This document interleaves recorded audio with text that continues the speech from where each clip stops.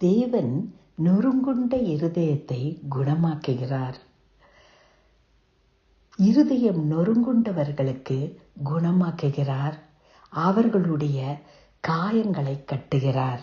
சங்கீதம் 147:3. இருதயம் நொறுங்குண்டு இருக்கும் என்றால் அதனால் ஏற்படுகிற காயம் மிகவும் ஆழமானது.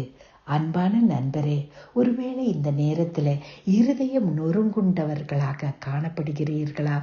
இருதயம் நொறுங்குண்டு போனதினால் காயப்பட்டிருக்கிற உங்களால் எந்த வேலையையும் கவனத்தோடு செய்ய முடியவில்லையா? சாதாரண ஒரு நாளில் செய்ய வேண்டிய வேலையை கூட செய்ய முடியாமல் தவித்து கொண்டு உங்கள் இருதய காயத்தினால் நொறுங்குண்டு காணப்படுகிறீர்களா? அப்படியானால் தேவன் என்னோடு கூட உங்களோடு கூட தான் பேசிக்கொண்டிருக்கிறார். இருதயம் நொறுங்குண்டவர்களை குணமாக்குகிறார். அவர்களுடைய காயங்களையும் கட்டுகிறார். இந்த வாக்குத்தத்தத்தை நமக்கு சொந்தமாக்கிக் கொள்ளுவோம்.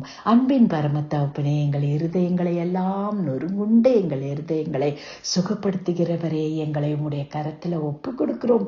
எங்களை காயங்களை குணமாக்கி வெற்றியுள்ள வாழ்க்கை வாழ செய்யுங்கப்பா.